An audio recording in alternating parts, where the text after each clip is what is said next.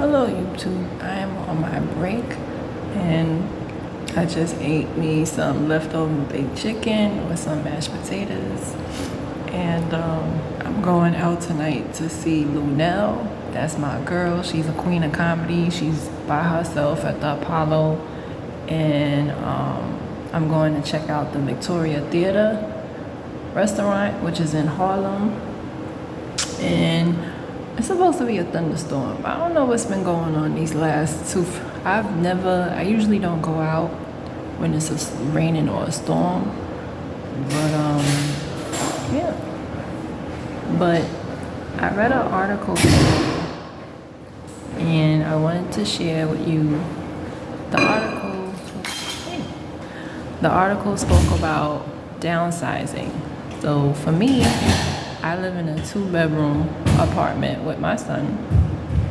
And for me, it was needed. I like my space.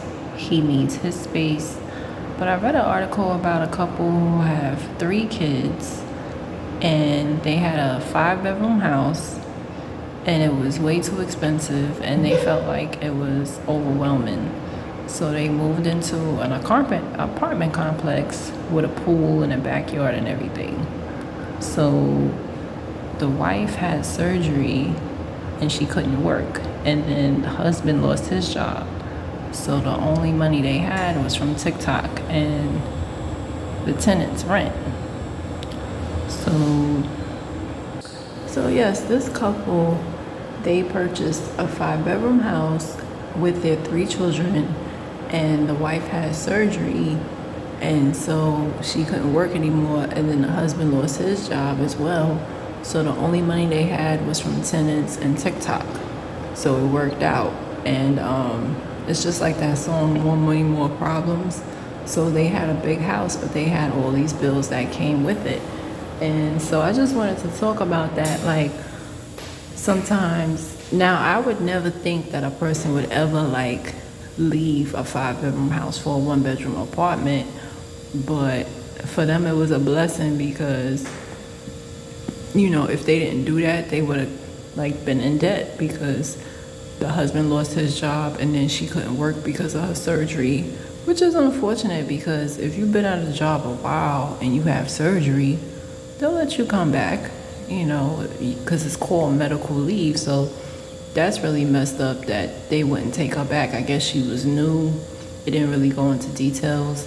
But I love this article so much because it sounded like my life. Like, she's like, it's like a crash. Their place is like, they're out the house so much.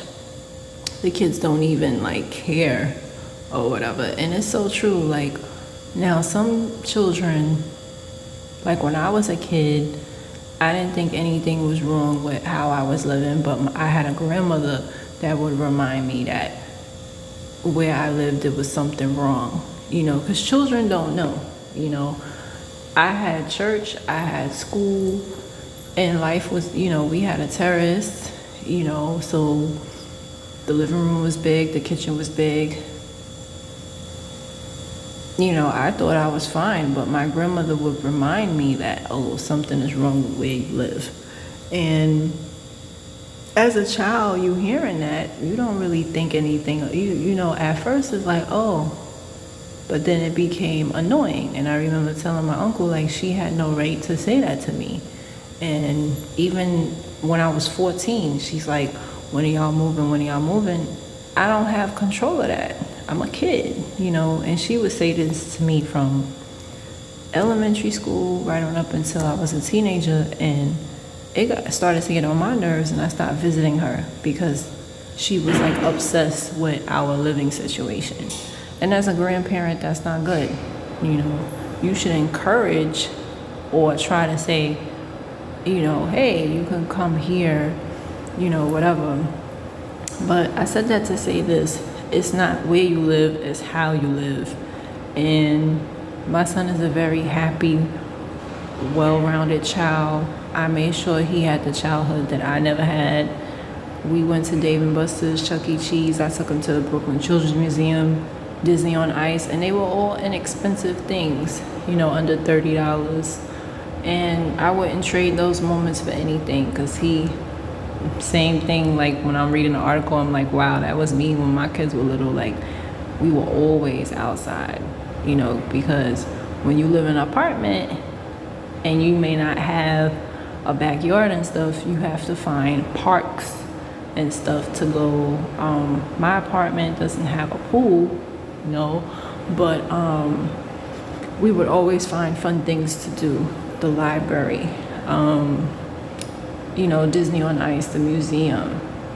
He had a pool in his summer camp. The summer camp would take him places as well. So, and he's a well-adjusted kid.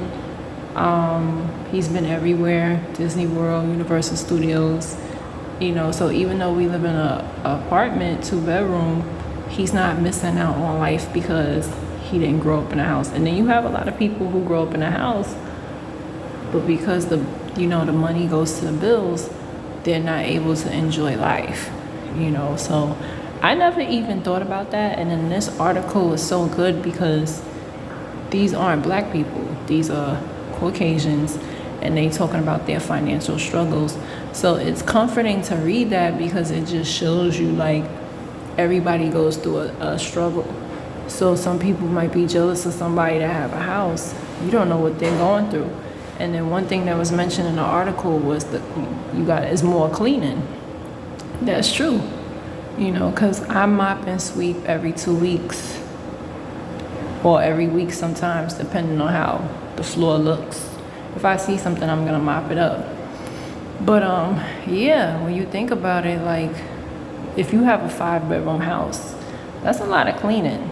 You might have to hire a part-time maid or something, because the closets, things that we don't think about cleaning on a daily, they get dirty. Under the bed, the bathroom, the tub. Supposed to wash the tub once a week, because the dirt from your body is going on there. If you have a screen like mine, you're supposed to clean that once a week because the dirt from your body is going on I have a slide door, so yeah, the sink that you brush your teeth in the morning, the toilet, you're supposed to thing with that, the Lysol, toilet cleaner. So yeah, just cleaning a 2-bedroom could be exhausting. So imagine a 5-bedroom house. And she's like, when she sees people with big houses, she feels sorry for them because somebody got to clean that,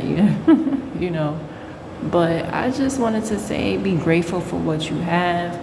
And that article was so uplifting because it's like, wow, okay, that's what's up. This young couple with 3 children, they went through financial problems, and instead of filing for bankruptcy, they said, yo, we getting this 1-bedroom, fuck that.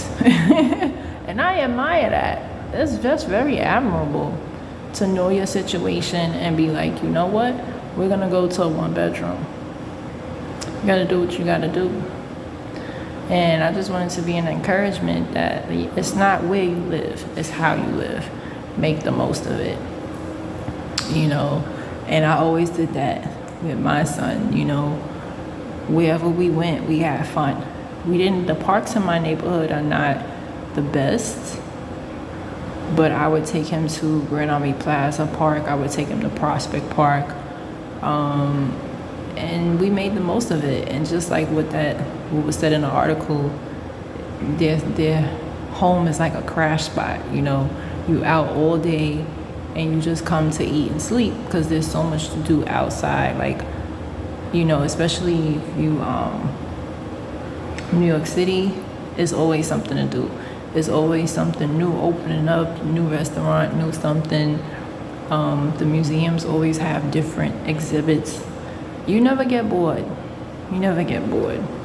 So, and where they live out of state, but, they find things to do. Whether if it's just being in the pool all day, because their apartment complex has that, or just being in the yard where the kids could play,